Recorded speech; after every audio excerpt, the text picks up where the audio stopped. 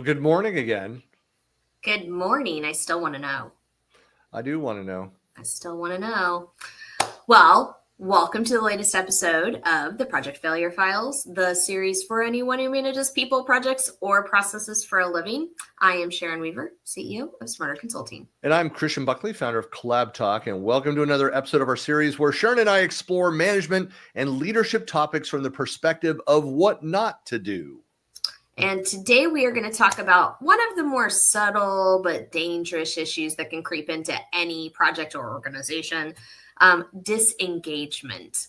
Basically, when people start to mentally check out, even the most well-planned projects can completely unravel. It doesn't usually happen all at once. It usually starts small. You start noticing missed deadlines, maybe some quiet meetings, fewer ideas being shared, people just not participating. And eventually, before too long, the team's energy and momentum are just gone. Yeah, it's one of those things that's easy to overlook because people might still look busy. Like they're showing up, they're there every day, they're attending meetings, they're checking the boxes, but the spark just isn't there. Yeah, their heart's just not into it. And once that spark fades, it's hard to get back. I think, what was that movie? There was the movie where like it was all black and white and then it turned to color when they got excited. The Wizard of Oz? No, Pleasantville. Oh, right? Pleasantville. So I think, it's like that. Like everything's just gray and nobody thinks about anything, right? Anyways, disengagement, unfortunately, here's the big thing about disengagement. It can spread very, very quickly. And ultimately, even your most motivated team members can be impacted and get dragged down. And it's something that you need to be as a manager, as a leader, you need to be very aware of. I mean, because part of that is just like, well, what's going on? Is there some other reason in your people's lives? Is there something happening personally? Is there, that's impacting their business? Or it could be, it could happen if it's on a long project when the initial excitement wears off. If leadership doesn't keep the vision front and center, people start wondering why they're doing the work at all. And this is very true, Sharon. We've talked about it in past episodes where if somebody feels like they were on the hot project and then suddenly something even hotter came up and nobody cares about this one anymore, and that can lead to some disengagement as well. Yeah, it's a good point, Christian. And here's another thing too, like not everybody loves the grind work like you and I do. Like you and I really, I think we, one of the reasons that makes us successful is we like that kind of day-to-day rigor of doing things, but not everybody digs that the way we do.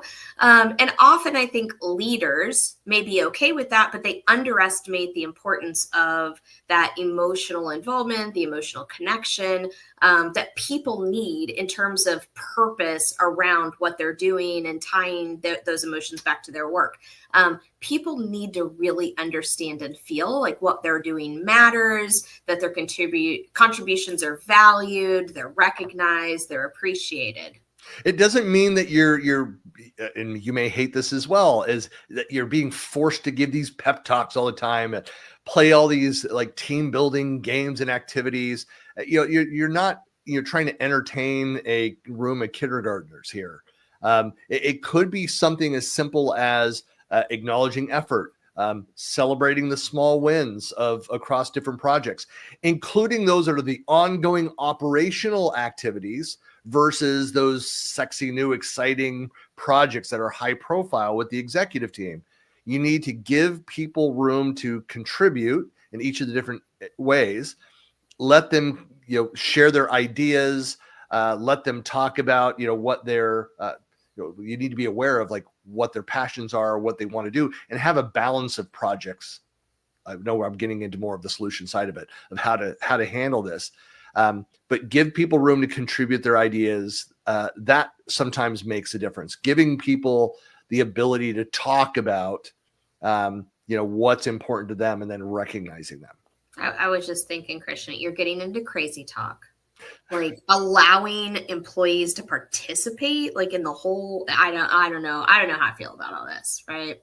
Because ultimately, what is it, communism, Sharon? Is that what we're talking about? I mean, truthfully, we talk about engagement. I love talking about employee engagement. I do workshops on employee engagement.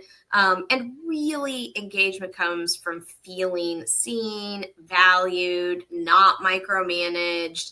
And so ultimately, if somebody is pulling back or if they are showing signs of disengagement, it's far better to address that early than to wait and have that turn into apathy or resentment down the road.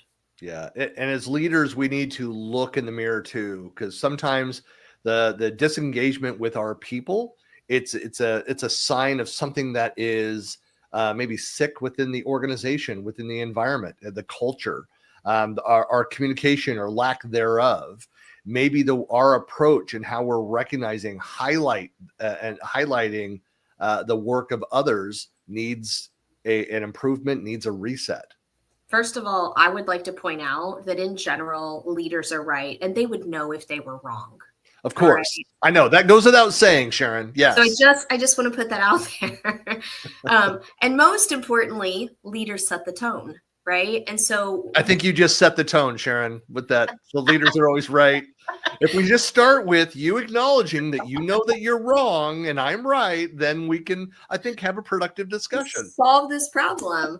But truthfully, if leaders, create an atmosphere of recognition, accountability, shared purpose, ultimately people will continue to stay connected. Sometimes even when projects aren't as exciting, fun, or sexy as people would like them to be. I think it's with a lot of people. I mean, I know this, I'm this way, you're this way too, but I think of it like back in my running years of, I loved the hills. And it was harder to run up the hill. You slow down a bit, but you can really just kind of get in that pattern and you feel like you've accomplished something major just getting up over that rise. It should be something that is discussed within an organization all the time. People should be able to say out there like, hey, I feel like I'm not being seen, like so much attention is being spent over on these other things. And any good manager will recognize that, hey, there needs to be a balance in all these things. So I think this will be another great conversation. As always, folks, if you have comments, leave us some comments. Let us know what you think. If you have any other experiences, stories that you want to share, reach out to us. We are starting to do some interviews with people and to hear about their project failures and what they learned from them. So we love to hear about the failures, but more importantly, do we want to hear about the failures? What you learned from those failures is critical. That too. So you can't just leave us depressed at the end, like that's horrible. Yeah, what are you going to do? Like, I don't know. That's where I am now. I'm not. That's a therapy session, Christian. Right. I know. That's not what we're offering as free therapy. I mean, well, that might come out of it. Like, no, but you have to have here's what we learned. Here's how we improve that. But we'd love to hear that. Yes. So let's get started with some definitions for today. I think of this concept of letting disengagement linger.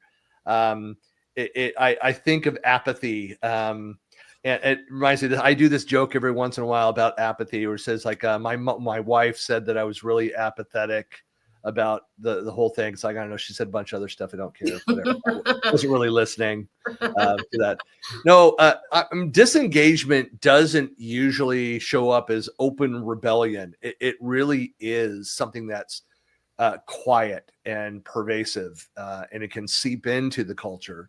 A few missed deadlines, silence in meetings, that spark of curiosity that's gone.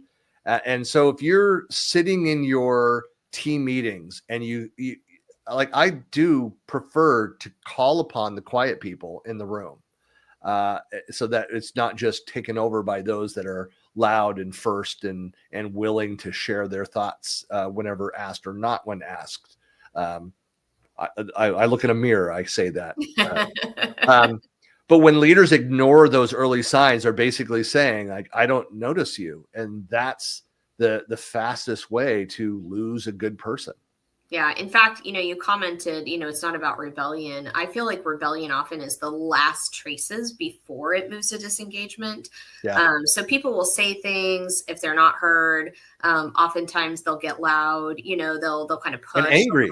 and They'll get angry too if they're not heard. Yeah. Mhm. But once they've gone past the anger stage, that's what we're talking about. We're talking about they've tried to do things, they tried to make change, they've pushed, they've pushed back on things, and what's ending up happening is they just don't feel like they can do anything about things, and so they start to just slowly kind of disconnect from the team, from the project, from the organization, from the work they're doing. And again, we talked about this earlier. There's lots of reasons why, but ultimately, as managers, we want to watch for the people who are sharing those traits, because ultimately, it's kind of this really slow fade that takes them down to not participating. They don't own projects anymore. They're not interested in things anymore. They just kind of become like an extra head, like in the room. Yeah, and quality suffers, kind of everything around that. But I mean, but career-wise, and look, you're working with people, like, you care about whether. I do want people to enjoy their works. When I look back at teams that I've led, I want to make sure that people are again, I always recommend the book Marcus Buckingham, First Break All the Rules. It's one of my favorite management books out there, and it's this idea of identifying what are people's strengths, and then trying to give them as much work around their strengths as possible, because they'll be happier, more engaged that way. So that's something I know we'll get into here. One other point of clarification too is there is a huge difference between being tired and being engaged. I don't want to confuse the two of those. So fatigue is something that recovers with rest. Like Sharon, you had your vacation, came back from it refreshed, you got a haircut. But you just slept for like 2 days. You just caught up on sleep. I know you're tired again from another road trip, but right. It was noticeably different. That's fatigue. Yes. Disengagement, it needs purpose. It's something that is fed, or nothing is done to resolve that. Once people stop believing that their work matters, there's no amount of caffeine or team building exercises that will bring them back. That's not what it's about. Yeah, I agree with you. I mean, I like seeing people happy just in general, right? Like I say, it's a little bit selfish, right? I want them to be happy so that I can feel good about myself. Right. But I do what you did to make them happy. I know. Yeah, but I mean, truthfully, it is really important to understand where people are at, what's going on. And I agree, like, there is a big difference between people showing up tired, for physical reasons versus people showing up kind of lackluster and unmotivated and disengaged from the team, the project, the organization, whatever that looks like. And there are definitely project and cultural impacts on the personal level to your team, your project team, or your physical team, as well as to the broader organization. So it's something that you as a leader need to be aware of. And no matter where you are, I know sometimes, and again, some of the feedback that have come through some of our videos, thank you for commenting on TikTok and YouTube and elsewhere around them. But some of them, people saying, well, I feel powerless. I'm a project manager. What can I do about these things? Recognition doesn't always have to come from the manager. Some of the best feedback, most sincere and appreciated feedback I've received in my career is from peers that they didn't have to, and they came over and just said, hey, you did a great job on that. I really appreciate that. And I need to incorporate that thing that you did well, like into something I'm doing, or you have time. Can you kind of coach me on how to do that? Like, that is something that helps shape relationships, that can make somebody's day, their week, their month by doing that. In fact, I would challenge you, maybe I'll do the call to action early, Sharon, but if everybody went out with the intent of once a day, recognize someone in your organization somewhere for something. It can be small, it can be large, it doesn't matter. but be intentional about that. That's the kind of thing, that kind of spark can really start to transform an organization, because it's like that commercial where I think it's like New York City. Someone's about to, they're like reading a newspaper and step off a curb, and somebody stops them from a taxi going by really fast. And then that person goes, I think it's like a bank commercial or something or other. Pay it forward. The pay it forward. They help the next person, and somebody else sees somebody helping and encourages them to go and help somebody else. And it does that. That's a very real thing where it feeds on itself. Yeah, I think it's definitely a positive cycle. And I do think it's organizationally responsible for everybody to take a part in that. But I do think, we mentioned leaders set the tone. And I think that leaders do set the tone. Leaders say, this is how the organization is going to work. And leaders that look for things that are going right as much as they look for things that are going wrong, encourage that behavior in their team as well. Yeah. Organizations that tolerate disengagement pay for it twice. First, it's in the missed opportunity with the individual, and again, when their best people quietly leave because they see that, hey, I'm not heard, I'm not recognized for the other stuff. I did all this background work, all this stuff. I wasn't on the sexy project that everybody's talking about. I was back here in the background. You can't build innovation on apathy. You have to cultivate connection every single day. So if you're doing that as an individual, that suggestion, that's one thing. But a manager needs to be thinking the same thing. Like, what can I go and do to help us move in this direction? Yep. So what are some of the pitfalls of the path if uncorrected? I mean, it's kind of obvious, but, basically people stop caring. They stop participating. Your team energy kind of falls apart. Your meetings become very rote. I remember I was in an organization one time and we had these calls. Oh my gosh, Christian. We did them every day. And I want to say there was like 200 people. And I'm not joking. I'm not exaggerating. There was like 200 people on these calls every single morning. What do you get done with something like that? It was insane. And it was a mandatory call on this gigantic project, but there was like 200 people on there. And truthfully, we got to the point that nobody really cared. It was like part of your job to be on these calls, but yet there was really no value to them. So we would literally sit on these calls for an hour. And I know that a lot of people behind the scenes were doing other things. I've seen so many times over the years where people get on a call, they hit mute, they turn their camera off, and they just like wander off, right? Yeah. So I think, you see this point where you don't even know if people are there or not. That's the lack of energy that it gets to. Yeah, but Sharon, if it's being recorded and AI picks it up, Copilot would just tell me what's important later, right? Yeah.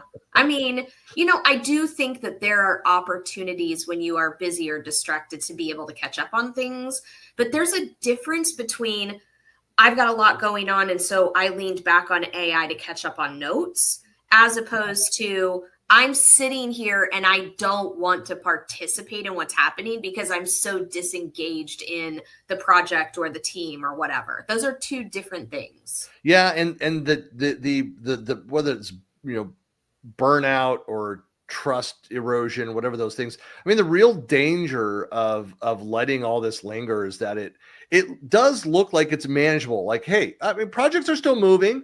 Reports are getting filed, status reports are there, people are showing up to the meetings, but really behind the scenes, trust and the creativity, going above and beyond, that just evaporates. And by the time you as the leadership team notices that no one's really going above and beyond, stretching themselves for this, these things are starting to slip. The culture has already shifted towards that indifference. That's the danger. This is like, you're a parent, you ask your teenagers to do said task and, they're like, check. And this is all over the internet, where like kids take pictures of their chores and it's like, make your bed and like the blanket is on the bed and that's it, Right. I mean, I think you get to this point, of disengagement where we're not talking about I didn't do my job, but it's like I did my job just enough to say that I did my job. And so there's just no quality, no, care about anything. No, I'm not taking any ownership or any, accomplishment out of anything. I'm just doing it to say I checked the box. Yeah. And, and the problem too, I always think about this, like you have your high performers that may recognize what's going on and they're still out there. They're happy because they're communicating more. I mean, they're high performers. So they're out there, they're feeling challenged. Maybe they're working on the highest of high priority projects plus a bunch of other stuff.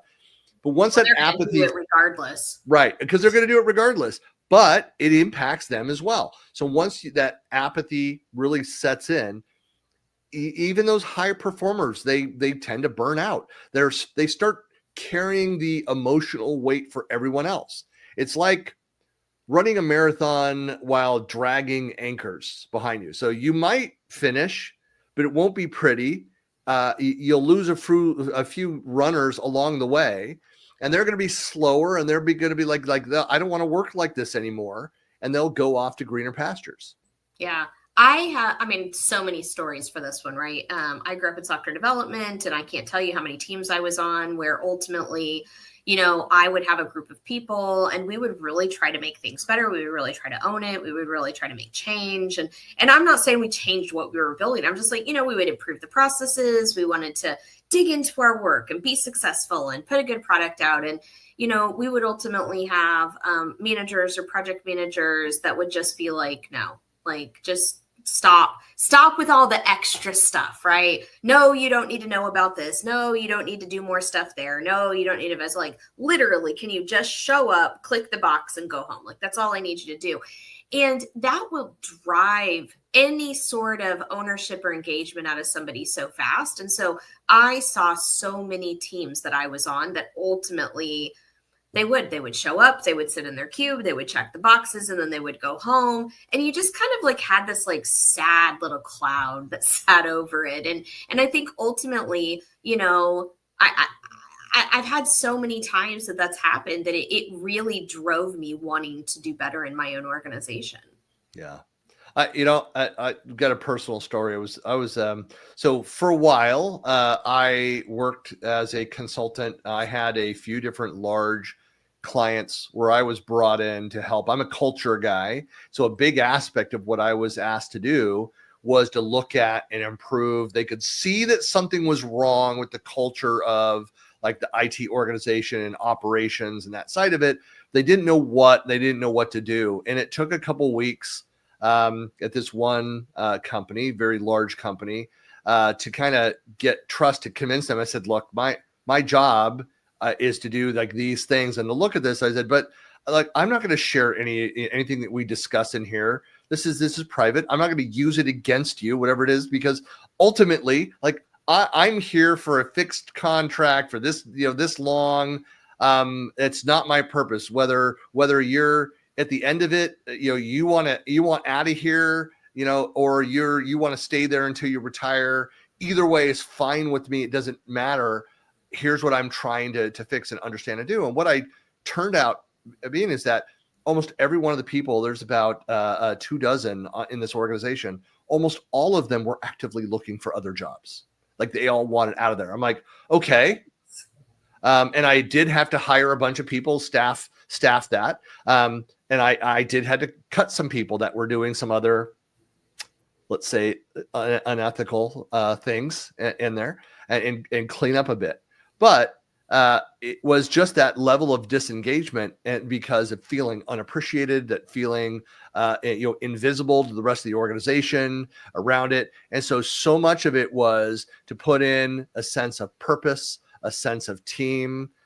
We even did the kind of it was a strategy to do kind of that I discussed with the leadership team that brought me in, worked for the CIO ultimately. But kind of an us versus them, like IT versus the world, the rest of but it built this level of camaraderie and fun and other things that we got the energy level up. And it was like, we were very successful in doing that. And so much of that, again, morale from zero. Everyone was busy. They were doing the projects, but nobody cared about what they were doing. When we finally took the time to reconnect them to their work, to the sense of purpose, why it all mattered. It was like flipping the lights back on in a room. Suddenly, people were like, oh, hey, I feel like I actually have a future here. And I kept in touch. This is 20 years ago. And some of those people were there through multiple acquisitions and were there for 10, 15 years after that. And these, again, not a single person was not looking for a job. Everybody was looking to leave this organization when I was brought in. So the fact that people ended up staying, I look at as a success, besides the technical projects that I helped lead that were successful. But I'm really proud of that cultural aspect of turning that around. And it was a lot of times it's the hardest part for the leadership team is like, has anybody had conversations with these people? Like, just talk to people about what's going on and why. Silly idea. Yeah. All right. So strategies for overcoming this issue. Know your audience, right? So read the room, pay attention to people. We've had sessions. I know we've had episodes where we've talked about, engaging with your employees and engaging with your team and spending time with them and getting to know them, right? So like understand what's going on with your team, with your people, because ultimately then you're going to know, right? You're going to know if you notice people's behavior shift, if you notice that they're not paying as much of attention, if you notice that they're not participating at the same level they were. But if you're not paying attention, you're not going to notice the changes. The other part of this too, because you're right. I mean, you need to read the room. You have to be aware of this. Sometimes disengagement tends to hide in quiet compliance with everything else that's going on. You've got people that are they're showing up at meetings, they're doing the work. But for me, if people stop asking questions, if they stop disagreeing, if they stop being people that were normally vocal, they're not being as vocal. I don't look at that as harmony. I look at that as detachment. I used to say, hey, if you don't voice your opinion here, and I would do this in a governance body, in a committee. I'd say silence is agreement. Mm-hmm. And, absolutely. And so when I would use that carefully, because when in those committees where there was the structure, that was true. In this case, with like direct reports in the team and people are going quiet, it's not necessarily true. You need to lean in. You need to ask what's actually going on. And sometimes you'll never get that out of anybody in a team meeting. You have, through the one-on-ones, having those conversations, building that trust and relationship, talking to them, you start to then uncover some of what's actually going on, around that. But it's, if you just are a leader and you walk into a room and people don't know you from Adam, and you don't have that relationship, and you just say, speak your mind, everybody can be open here. Like, no, there's no trust there, and you will not get the feedback that way. Yeah, I've done multiple coaching projects where I've worked with, executive leadership teams, and we've kind of done, people all in the same room. And you're absolutely right. If leaders are in the room, I can almost always tell kind of what the relationships are, because if everybody's kind of afraid to speak their mind, right, then it's like either the leaders need to leave or you need to change that relationship. But then I have other times where I work on projects where I'll have a group of people and, they're not disrespectful. We're not saying that people should be disrespectful, but what we are saying is that they feel confident to bring their opinions up and bring information to, the forefront. And what I also notice is that a lot of times the leaders will then be like, oh my gosh, so-and-so, that was a great point to bring up. How can we write that down and start to work on that? And so I see that edification, that kind of goes both directions in a way that I don't always see, sometimes. So I think having a leader in the room is fine as long as you have that relationship intact. And there's a certain level of cheerleading. I prefer the word coaching around that. Again, it shouldn't just be something that you do once in a while, like, oh, things are not going well, and so I'm going to pull out the let's celebrate some small wins kind of thing, because people see right through that. They know what's going on. Like you're playing them. No, but you make it part of your culture, and it's a regular part of the discussion, and it's a genuine acknowledgement of the effort of what else is happening and the value that's happening there. And it might be too, again, having managed project managers, analysts, and engineers that you reward in different ways for their roles. And so you've got to be careful to not just reward. I go back to having been in the background doing like marketing operations and evangelism, working with salespeople.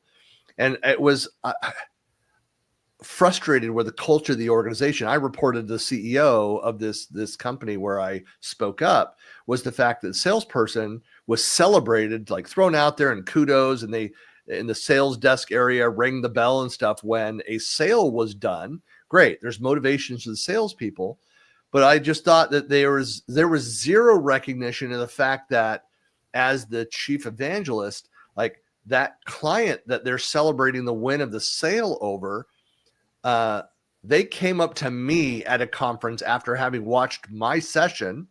I answered their 20 questions. I brought them back to the booth and demoed it for them, the software, and answered other emails for them, sent them white papers and other documentation that most of which I had written, and did all that, and then handed off to the salesperson, who then proceeded to close the sale and then get all the recognition for that. Like there was something fundamentally broken about that model then, and I spoke up about that. And it led to the point where the head of sales actually came in and apologized once they started measuring and recognizing, hey, recognizing the attribution of all of the effort leading up to the sale, and that I had influenced millions of dollars of sales. Like that's great. So what is that attribution for the body of work of operations, of support, of all of these other internal teams? You need to make sure that there is balance in that recognition. Yeah, I definitely think, I agree, right? You need to encourage your team. You need to, again, set the tone, right? Be positive, but the point is there, right? Being positive doesn't always mean just do the things that you've always done. Be open to the things that are going to make things better. Because ultimately, if you're noticing, it's one thing to be positive. It's another thing to make sure that everybody has what they need so that they can also, be positive with you. If you're the only one that's positive and your whole team is not, you might have an issue. Yeah. This is why I'm a fan of like the corporate goals. Like the CEO comes out at the beginning of the year and says, here's the pillars, the 3 things that we're going to focus on for the year. So everybody in the organization at every level, management layer, and a large organization might be a lot, down to the lowly, IT support person. Not that that's like the bottom folks. I'm just using as an example. I've been in those support roles. No, it just everybody in the organization should know the work that they do day to day, how it rolls up and connects to and impacts delivery of those top tier items. If there's a disconnect in all of this, and this is something that you have to repeat constantly, like for example, every monthly meeting we run through, or quarterly meeting or monthly meeting, the division might go through and here's our progress made. Here's our monthly goals or quarterly goals. Here's what we're delivering towards. Here's the features we're working on for product company. Here's the sales numbers. Here's the tickets and support, kind of all of that data.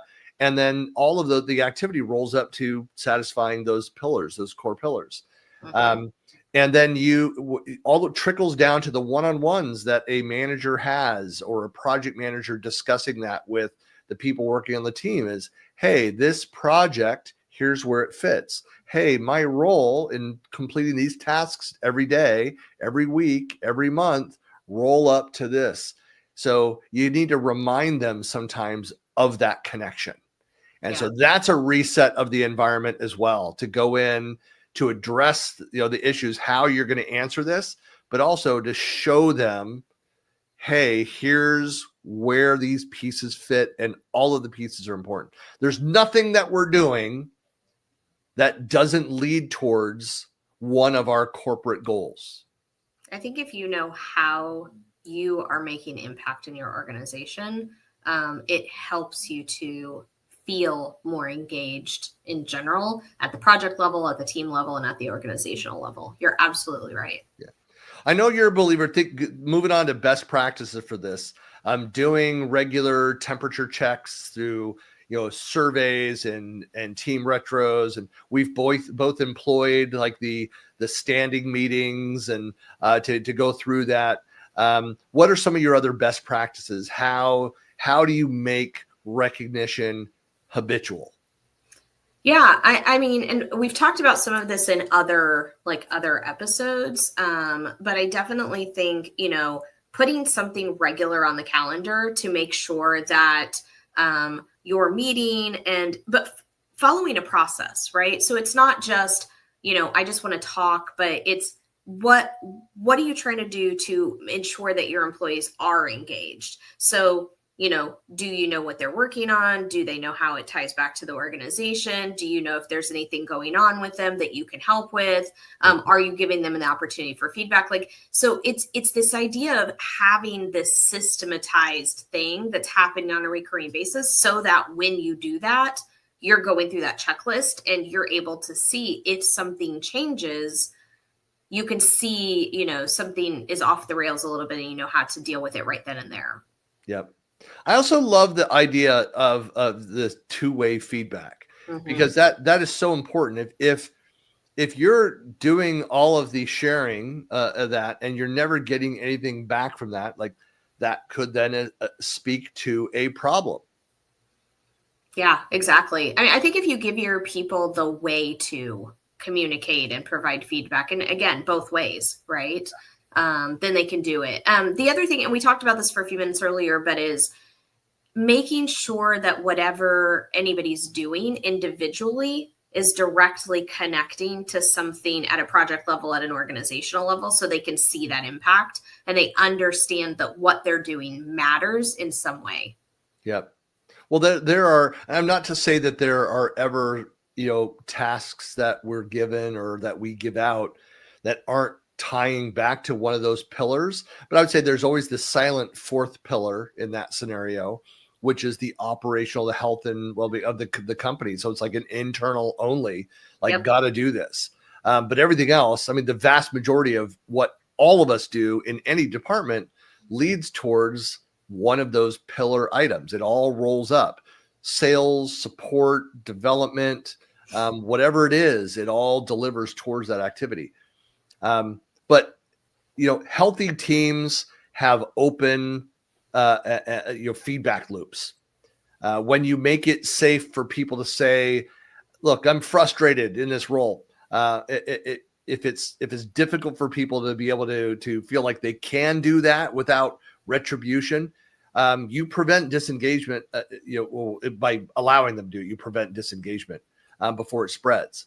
Silence is really the enemy here. Conversation is the cure to this. Let's have a discussion, and I want to hear everyone speak up. One way, and there's different techniques for it, and it makes a lot of introverts uncomfortable, but is doing let's go around the table and share what's something positive, what's something that we can improve. Everyone has to go. And if you make something like that, the way that we run our team meetings, for example, people are prepared for it. You are going to start uncovering things. Yeah. It's really funny. We've always said, people will tell you what they need. You just have to ask them and listen. Yeah. Crazy idea. I know. Isn't that funny? Ask a question, leave enough silence out there to get a response.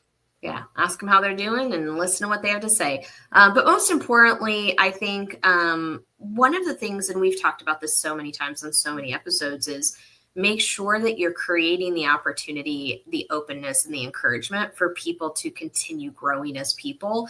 And sometimes there are things that people have to go through where they might not act themselves for a little while because they're going through a maturity, a change, or they're going through a learning growth or so, something maybe even personally with them. So I think, part of it is making sure that there's always an opportunity for them to, better themselves in one of many ways, right? And there's all kinds of different facets to that. And I think when you allow people to pursue the opportunity to better themselves, and you're not micromanaging that and prescribing it, super tight. I also think, let's be really honest, there's days where I love what I do, but I can get bored with it. And so by allowing me to pursue something else at the same time and grow in a different area, sometimes that will push me back to that primary thing. And I'll be like, oh, I found something new and exciting about what I do every day. So opening that door and keeping the opportunity available for people to continue to grow their skills, grow themselves, and personally mature. I think that also helps with engagement. Yeah, I mean, I love the things like rotating team, the meeting facilitator. It shouldn't always be the manager like that is leading that. Let the team go in and doing that. I mean, look, there's as you know, I'm participating. I'm a coach and advisor in an education program, an online remote education, working with students out of the Philippines. And the whole program is built where every week students take turns teaching the lesson, and we're coaching. They are peer reviewing. You have every week there are one or two teachers, and there are usually two reviewers that are providing the feedback, and then we're coaching the entire process. And so that's something that you can do inside your organization. Rotate that. I also like the giving room for employees to go and sit in with other people across different organizations to learn about their roles and kind of shadow them for a day, and having a program that does this. I mean, they had this, I remember this back at working for the phone company 30 years ago now. Wow. Yesterday. It was just yesterday. It was a while back for those of us that are a certain age. Anyway, a while back there. And it was very cool to learn about that. And so I actually got an opportunity to go and sit with some of my internal customer groups that I served. I worked for Pacific Telesys Shared Services. So, we were spun out of the parent company as a separate entity for security, firewall, data, all that kind of stuff, reasons. But I would go back over to Pacific Bell, to my internal Pac Bell customers, and go sit with them for half a day, learn about the way they work. And as I, kind of pull it in, ask questions, learn about that, develop relationships, learn new skills, learn of different approaches in what our team could do better for that. Just so much that comes from that observation. And then the last thing is encouraging people to continually learn. I know we talk about this all the time. Sharon, you're a big proponent of this. I've got some Coursera certification courses that I'm working on, chipping away at. I'm working on some other, certs as an individual, some things that will definitely benefit the company, other things that are 100% personal for that. But I'm happier in doing all the hard work, the heads down work, when I'm also progressing on those personal goals. Yep, exactly. So calls to action. Talk to people. Find out how they're doing. See how they're going. Check in on them. Figure out, start your next meeting having some kind of roundtable acknowledgement of contributions. Make it a thing. Figure out how does it best fit in, but how do we get people to recognize anybody?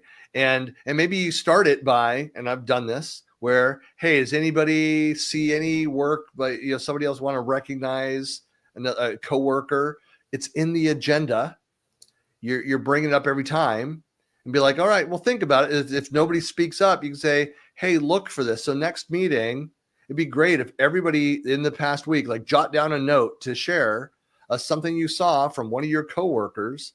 And then suddenly you have, like, sometimes there's multiple people praising the same person. that you start to see a trend where, hey, this is like a rising star of somebody who's out helping other people, selfishly helping other people just to get the recognition. I can't believe that. It's back to that catching people doing things right? Yeah. We all have this kind of mentality of catching people do things wrong, but let's catch people doing things right as well. Yeah. Because I want to punish them for good, with the goodness. I don't know. I was going there with a joke. I don't know. No, but I also like the revisiting the why. Again, everybody should understand how what they're doing ties into the larger benefit, what we're trying to do as a team, what we're trying to do as a company. And the more that you can tie that in, so everybody recognizes that and clarify, goes back to roles and responsibilities, what your role is, what your purpose in that, in each of those things is, people become more secure. Okay. We get caught up in the drama around our work when sometimes we just need to strip off all of those other things and focus. Yep. And talk to people. Yeah, I think that's the key. I'm going to talk to people, Sharon. Yeah. It's a lot of effort. I know. Well, that's it for this week's episode. Please be sure to follow us and subscribe. You can find us out on YouTube at Project Failure Files. And I know we're kind of lonely over there. We haven't moved all of our viewers over to that. They're coming. But I know. I just if you found us out through YouTube or TikTok or social media elsewhere, thanks for watching. We have these episodes every Monday, so we'll be back at 9 a.m. Pacific next Monday with another episode. This was episode, what are we? This one's 70. 70. So episode 71 next week. Hope you can make it. All right. See you next time. See you later. Bye. Bye.